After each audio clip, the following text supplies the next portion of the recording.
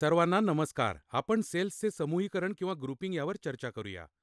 या व्हिडिओ सत्राच्या शेवटी तुम्ही सेल्स सीरीजमध्ये, पॅरललमध्ये आणि सीरीज पॅरलल कॉम्बिनेशनमध्ये कनेक्ट करणे यामध्ये सक्षम व्हाल. सेल्स म्हणजे काय? विद्युतशास्त्रात सेल्स एक व्होल्टेज स्रोत किंवा ईएमएफ असतात ज्याचे मूल्य लहान असते, ज्याला इच्छित व्होल्टेज स्रोत तयार करण्यासाठी अनेक सेल्स गटबद्ध किंवा ग्रुप केल्या जातात. सोप्या भाषेत सेल्स म्हणजे लहान बॅटरी किंवा पोर्टेबल व्होल्टेज स्रोत जे घड्याळे, रिमोट, खेळणी इत्यादींमध्ये वापरले जातात. या बॅटऱ्या 1.5 व्होल्ट्स किंवा जास्तीत जास्त 4.2 व्होल्ट्सच्या असतात. सेल्स विद्युत ऊर्जा कशी निर्माण करतात? सेल्स रासायनिक अभिक्रियांद्वारे विद्युत ऊर्जा प्रदान करतात. सेलमध्ये मूलतः दोन इलेक्ट्रोड असतात ज्याला पॉझिटिव्ह आणि निगेटिव्ह असे म्हणतात. ह्या इलेक्ट्रोड्समध्ये इलेक्ट्रोलाइट द्रावण म्हणजेच सोल्युशन भरलेले असते. सेलच्या पॉझिटिव्ह टर्मिनलमध्ये धातूची कॅप असते, तर निगेटिव्ह टर्मिनलमध्ये धातूची सपाट डिस्क असते. जेव्हा तुम्ही सेलचे परीक्षण करता तेव्हा हे दिसून येते. पॉझिटिव्ह आणि निगेटिव्ह टर्मिनल्स विद्युत उपकरणाशी जोडलेले असताना विद्युत प्रवाह वाहू लागतो. रसायने कालांतराने वापरली जातात आणि सेल एका विशिष्ट कालावधीनंतर विद्युत ऊर्जा निर्माण करू शकत नाहीत. बॅटरीमध्ये किती सेल्स वापरले जातात? सेल्सच्या मुख्य ॲप्लिकेशन्सपैकी एक म्हणजे बॅटरी. इतर ॲप्लिकेशन्स लेड ॲसिड बॅटऱ्यांचा वापर करतात. ऊर्जा वापरल्यानंतर ह्या बॅटरी रिचार्ज केल्या जाऊ शकतात. प्रत्येक बॅटरी सेल्सच्या समूहाने बनलेली असते. प्रत्येक सेलचा स्वतःचा ईएमएफ किंवा व्होल्टेज स्रोत असतो आणि तो अशा प्रकारे जोडलेला असतो की बॅटरीचं इच्छित व्होल्टेज मिळू शकेल. सेल्स कशापासून बनवतात? सेल्स दोन इलेक्ट्रोडपासून बनलेल्या असतात, घन सॉलिड कंडक्टर. एक पॉझिटिव्ह टर्मिनलसाठी असतो ज्याला ॲनोड देखील म्हणतात आणि दुसरा कॅथोड म्हणून निगेटिव्ह टर्मिनलसाठी असतो. ह्या इलेक्ट्रोड्समध्ये ऊर्जा साठवली जाते. इलेक्ट्रोडची जाडी करंट रेटिंगद्वारे निर्धारित केली जाते. इलेक्ट्रोडची जाडी अधिक ऊर्जा साठवू शकते आणि त्याने अँपिअर रेटिंग देखील वाढेल. हे दोन इलेक्ट्रोड इलेक्ट्रोलाइट नावाच्या द्रवामध्ये बुडवले जातात. इलेक्ट्रोलाइट्स हे द्रव असतात जे विद्युत प्रवाह वाहण्यासाठी मदत करतात.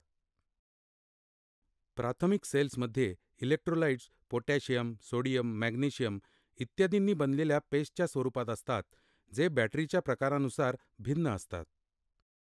दुय्यम किंवा सेकंडरी सेल्स किंवा लेड ॲसिड बॅटरीमध्ये सल्फ्युरिक ॲसिडचा वापर इलेक्ट्रोलाइट्स म्हणून केला जातो.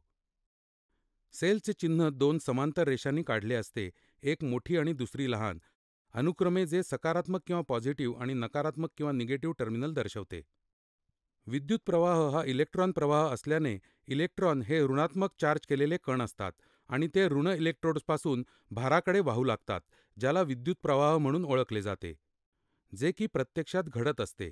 परंतु ही पद्धत काही अडचणींमुळे सैद्धांतिक गणनेसाठी वापरली जात नाही. म्हणून असे गृहीत धरले जाते की विद्युत प्रवाह पॉझिटिव्हपासून निगेटिव्ह टर्मिनलकडे वाहू लागतो, जो इलेक्ट्रॉन प्रवाहाच्या विरुद्ध आहे. या विद्युत प्रवाहाला पारंपरिक किंवा कन्व्हेन्शनल करंट फ्लो असं म्हणतात. सेल्सचे समूहीकरण. सेल्सचे समूहीकरण म्हणजे काही नसून सेल्सला एका मालिकेत आणि समांतर जोडणे जेणेकरून इच्छित व्होल्टेज मिळवणे. सेल्सची मालिका किंवा सिरीज जोडणी. पहिल्या सेलचे पॉझिटिव्ह टर्मिनल दुसऱ्या सेलच्या निगेटिव्ह टर्मिनलशी आणि दुसऱ्या सेलचे निगेटिव्ह टर्मिनल तिसऱ्या सेलच्या पॉझिटिव्ह टर्मिनलशी जोडलेले असल्यास सेल्स मालिकेत जोडल्या आहेत असे म्हटले जाते. प्रत्येक सेलमधून समान प्रवाह वाहतो, परंतु व्होल्टेज यांची बेरीज होऊन वाढत जाते. नेहमी लक्षात ठेवा की मालिका किंवा सिरीज सर्किटमध्ये विद्युत प्रवाह सारखाच राहतो आणि संपूर्ण सर्किटमध्ये व्होल्टेज बेरीज होऊन वाढत जाते. 12 व्होल्ट मिळवण्यासाठी तुम्ही मालिकेत 2 व्होल्टचे 6 सेल्स जोडू शकता, किंवा तुम्ही 1.5 व्होल्टचे 8 सेल्स मालिकेत जोडू शकता, किंवा तुम्ही 1.2 व्होल्टचे 10 सेल्स क्रमाने मालिकेत जोडू शकता. 12 व्होल्ट लेड ॲसिड बॅटरीमध्ये सहसा 2 व्होल्टचे 6 सेल्स सिरीजमध्ये जोडलेले असतात. 24 व्होल्टच्या बॅटरीसाठी 3 व्होल्टचे 8 सेल्स मालिकेत जोडल्या जातात, किंवा तुम्ही 2 व्होल्ट असलेल्या 12 सेलचा वापर करू शकता. मालिका जोडणीतील कोणत्याही सेलची ध्रुवता उलटी असल्यास त्या विशिष्ट सेलमधील विद्युत प्रवाह उलट दिशेने वाहू लागेल आणि तो एकूण व्होल्टेज कमी करेल. असे गृहीत धरा की 3 सेल V1, V2 आणि V3 मालिकेत जोडलेले आहेत आणि प्रत्येकामध्ये 2 व्होल्टचं व्होल्टेज आहे, तर आउटपुट व्होल्टेज 6 व्होल्ट इतकं असेल. सेल व्ही3 चे टर्मिनल्स उलट केल्यास वर्तमान प्रवाह उलट होईल आणि व्ही3 शी संबंधित 2 व्होल्ट एकूण व्होल्टेजमधून कमी होईल आणि मग आउटपुट व्होल्टेज 4 होईल. चला बिहेवियर ऑफ करंट्स विषयी चर्चा करूया. आपल्याला इंटरनल रेझिस्टन्स विषयी माहिती असणे आवश्यक आहे. अंतर्गत प्रतिकार किंवा इंटरनल रेझिस्टन्स म्हणजे काय? आपल्याला आधीच माहिती आहे की प्रतिरोध हा कंडक्टरचा गुणधर्म आहे, जो वर्तमान प्रवाहाला विरोध करतो आणि व्होल्टेज कमी व्हायला कारणीभूत ठरतो. अंतर्गत प्रतिकार हा देखील एक प्रतिकार आहे, जो सेलच्या व्होल्टेज स्रोतामध्ये होतो. आपण आधी चर्चा केल्याप्रमाणे सेल्स इलेक्ट्रोडपासून बनलेले असतात. ह्या इलेक्ट्रोड्समध्ये प्रतिकार असतो. हा प्रतिकार देखील विचारात घेतला जातो, कारण विद्युत प्रवाह सेलमधील इलेक्ट्रोडद्वारे लोडमधून वाहतो. सोप्या भाषेत, सर्किटमधील बॅटरी किंवा सेलमध्ये उपस्थित इलेक्ट्रोड्स आणि इलेक्ट्रोलाइटमुळे विद्युत प्रवाहाला प्रतिकार होतो. म्हणूनच सेल नेहमी मालिका प्रतिरोधासह व्होल्टेज स्रोत म्हणून दर्शविला जातो. अंतर्गत प्रतिकार आर अक्षराने दर्शवला जातो आणि त्याचं युनिटला ओहम म्हणतात. अंतर्गत प्रतिकार सामान्यतः 0.1 आणि 0.9 ओहम्स दरम्यान असतो. चला करंटच्या मूल्याची गणना करूया. 2 सेल्स मालिकेत जोडलेल्या आहेत असे समजा. प्रत्येक सेलमध्ये 0.1 ओहम्सच्या अंतर्गत प्रतिकारासह 2 व्होल्ट इतके व्होल्टेज आहे आणि ते दिव्याला जोडलेले आहेत.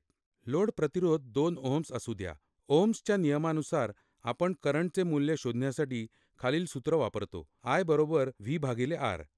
म्हणजेच I बरोबर एकूण व्होल्टेज भागिले एकूण प्रतिकार. चला व्होल्टेज V शोधूया.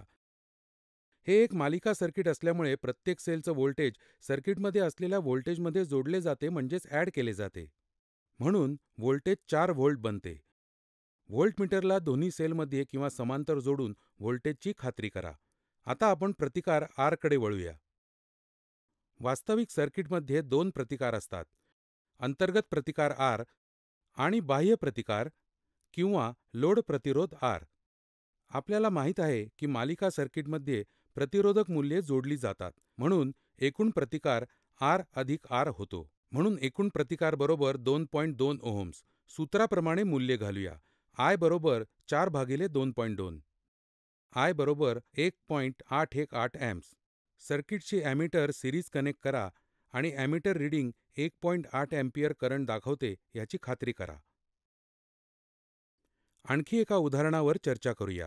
गृहीत धरा 4 सेल्स V1, V2, V3 आणि V4 त्यापैकी प्रत्येक 1.5 व्होल्टचा आहे आणि 0.2 ओहमचे अंतर्गत प्रतिरोधक आहेत जे मालिकेत जोडलेले आहेत.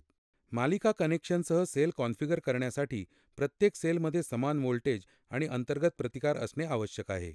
2 लॅम्प्स L1 आणि L2 एकमेकांशी आणि सर्किटसह मालिकेत जोडलेले आहेत. L1 आणि L2 मध्ये लोड रेझिस्टन्स अनुक्रमे R1 आणि R2 आहेत आणि त्यांची मूल्ये प्रत्येकी 2 ओहम्स आहेत. ओमच्या नियमानुसार करंट मोजण्यासाठी I बरोबर V भागिले R. सर्किट मालिका असल्याने सर्व व्होल्टेज आणि सर्व प्रतिरोधक यांच्या मूल्यांची बेरीज होणार आहे.